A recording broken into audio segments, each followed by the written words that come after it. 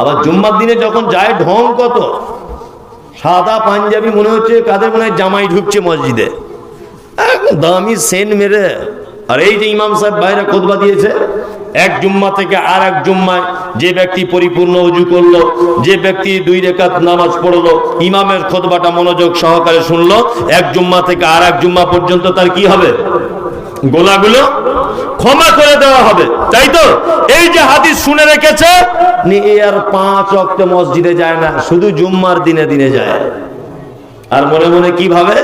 মনে মনে ভাবে 1 সপ্তাহের পাপ ক্ষমা হয়ে যাবে। অত সহজ গোলাম হোসেন, অত সহজ নয়। তাহলে তো সব মানুষ পার পেয়ে যেত। শুনুন, যারা শুধু জুম্মারই নামাজ পড়ে, বাকি নামাজ পড়ে না, বরং এরা জুম্মার নামাজ পড়ার কারণেই জাহান্নামে যাওয়ার সম্ভাবনা রয়েছে। যদি বলছেন এত বড় কথা বলে দিলেন, জুম্মার নামাজ পড়ার কারণে জাহান্নামে যাওয়া সম্ভব না। ইয়াস, আল্লাহ তাআলা বলছেন আল্লাযীনা হুম আন সালাতিহিম সাহুন আল্লাযীনা হুম ইউরাউন, ওয়াইল নামক জাহান্নাম ওই নামাজীদের জন্য। কারা তারা?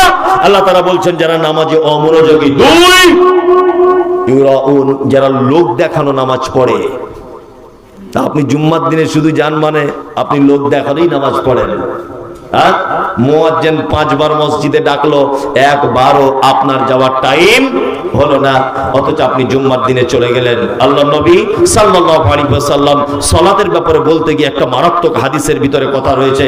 সেটা হচ্ছে এই যে একটা মানুষ যদি পাপ মুক্ত জীবন যাপন যদি করতে চায়, সালাতের বিকল্প আর কোন ইবাদতের জগতে ইবাদত নেই।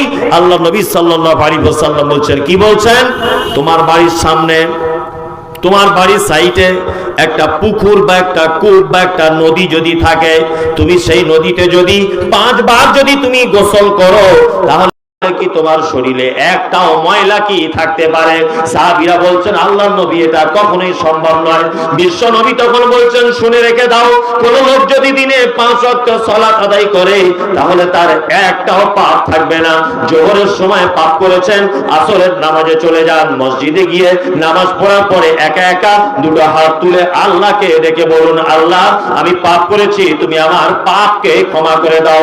অবশ্যই আপনার পাপ ক্ষমা করে দেওয়া হবে। আসরের সময় যদি টাইম না পান, মাগরিবের সময়তে গিয়ে বলুন, আল্লাহ তুমি আমার পাপকে ক্ষমা করে দাও। মাগরিবের সময় টাইম হলো না, ইশার সময় যদি আপনি যান, ইশার সময়তে গিয়ে বলুন, আল্লাহ তুমি আমার পাপকে ক্ষমা করে দাও। এইরকম 1 ওয়াক্ত, 2 ওয়াক্ত, 3 ওয়াক্ত, 4 ওয়াক্ত, 5 ওয়াক্ত যখন আপনি ক্ষমা চাইতেই থাকবেন, আল্লাহর নাম হলো গফুর রহিম, ক্ষমাও করতে পারে, তার সাথে সাথে তার মনে দয়াও রয়েছে। 5 বার যদি আপনি চান, অবশ্যই একবারও সে কবুল করবে, কি করবে না? অবশ্যই কবুল করবে। ওয়াকামাস সালাত, মুত্তাকি যদি হতে চাও, তুমি সালাত আদায় করো। ওয়াতাজ যাকাত, যাকাত দিয়ে দাও। যাকাত আমরা দিই না। যত মানুষ আমরা যাকাত দেই, তার থেকে বেশি মানুষ আমরা যাকাত খাই, বুঝলেন না? এই যে বৃষ্টি অনাবৃষ্টি, এবারে চাষের সময় বৃষ্টি হয়েছে? হয়নি। কেন হয়নি? কেন বৃষ্টি হবেই বা কেন? বৃষ্টি হবে কেন? ধানগুলো যখন হচ্ছে ঝেড়ে নিয়ে টুক করে বিক্রি করে দিয়ে আসছেন বাজারে। কার পানিতে হলো এটা একবার চিন্তা ভাবনা করেছিলেন যে কার পানিতে এতগুলো ধান হয়েছে? 2 বস্তা না হোক 10 কেজি ধান মাদ্রাসায় গিয়ে ফেলে দিয়ে আসি বালাপাথর ফুরকানিয়াতে, এটা মাথায় থাকে? ওরে বাবা, ধান হয়েছে মানে বগল বাজাতে বাজাতে বাজারে গিয়ে বিক্রি করে দিল। ওসর দেন নাই, যাকাত নাই, সাদকা নাই, সাধারণ দান সেটাও নাই। কি করে আকাশ থেকে বৃষ্টি আসবে? তারও তো একটা ধৈর্য সহ্য সীমা আছে, আছে না নেই? আছে তো। দেখবেন আস্তে আস্তে আস্তে আস্তে করে এগুলো ঠিক আযাবে পরিণত হয়ে যাবে, এছাড়া আর কিছু নয়।